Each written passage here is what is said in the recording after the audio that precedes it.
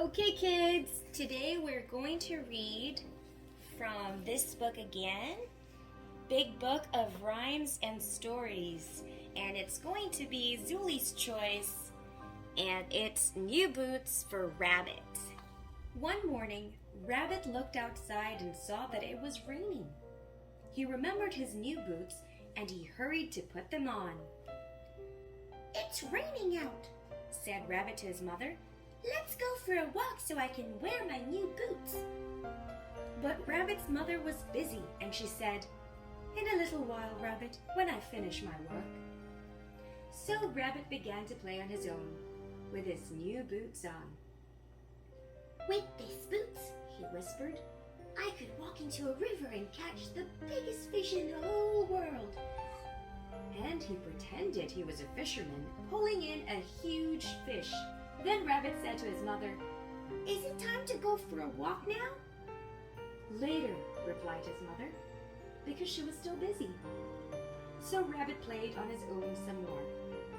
"With these boots," he said, "I could be a sailor in a storm, traveling all over the world." And he pretended he was in a boat, tossing on the sea. When he had finished playing, he called to his mother, "Are you ready yet?" "Not quite," answered his mother. One more time, Rabbit went off to play. "With these boots," he said, "I could be an explorer in the jungle." And he imagined himself walking through a rainforest, discovering birds and animals. At last, Rabbit heard his mother say, "Time to go now." So together they went out for a walk. But what a surprise! The rain had stopped and the sun was drying up the puddles. Rabbit was so disappointed and cross that he felt like crying. He had waited all that time to get his new boots wet, and now the sun was shining. Rabbit and his mother kept walking until they reached the park. Rabbit began to feel a bit better. He and his mother could look at the fountain with a little pool all around it, and that was always fun.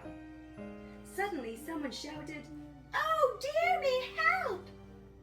It was an elegant lady in smart clothes, and her hat had blown into the fountain. "I'll get it," said Rabbit, and quickly he waded into the little pool to rescue the hat. "Oh, thank you," said the elegant lady when Rabbit returned the hat. "How lucky that you are wearing your boots." She smiled at Rabbit. "With boots like those, maybe someday you'll be a fisherman, or a sailor, or even an explorer." On the way home, Rabbit felt very pleased and proud, and he skipped along in his new wet boots. "With boots like these," he thought, "who knows what might happen." The end. Yeah! Alright.